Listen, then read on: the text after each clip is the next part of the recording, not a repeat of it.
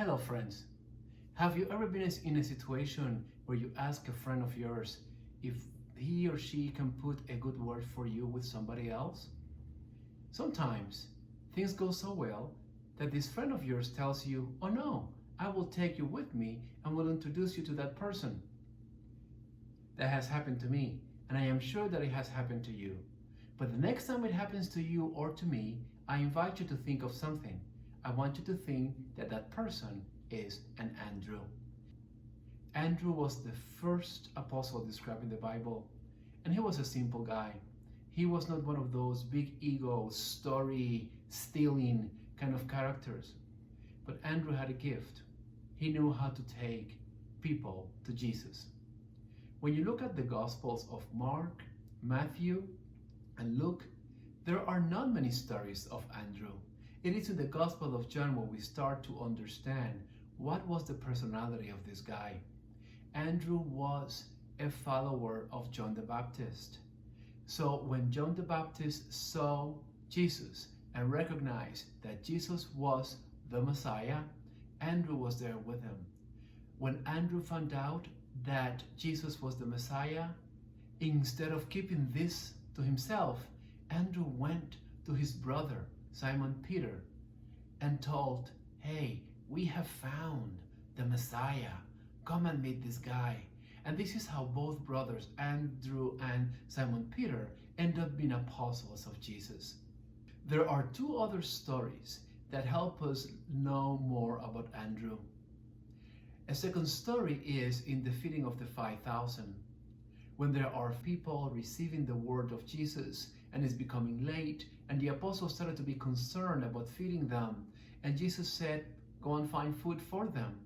It was Andrew the one who went into the people, identified the young man with the 5 loaves of bread and the 2 fish, and brought that young man to Jesus. Andrew knew that Jesus was going to be creative and knew that Jesus was going to do something extraordinary in that situation. Andrew brought the young man to Jesus. Later in the story of John, when Philip is faced with the Greek Gentiles who ask Philip to see Jesus, Philip went to Andrew. And Andrew told Philip, "Oh, okay, let's go to Jesus. I'll go with you." Andrew was that guy. The guy who took Philip to see Jesus, in the same way Andrew took Simon Peter to see Jesus, and in the same way Andrew took the young man to see Jesus. That was Andrew's gift. Tradition supports that Andrew continued his ministry by being able to convert and bring in Christianity into areas of Turkey and to the areas of the northern part of the Black Sea.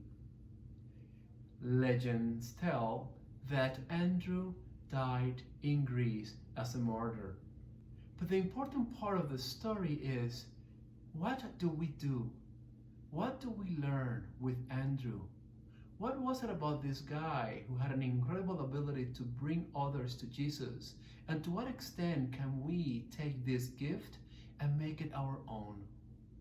What was it about Andrew that he didn't have the need to be the protagonist of a big story, but that he was able just to play the role as an apostle, just to bring in people, to be able to find the love and the caring and the support and the peace of a Messiah?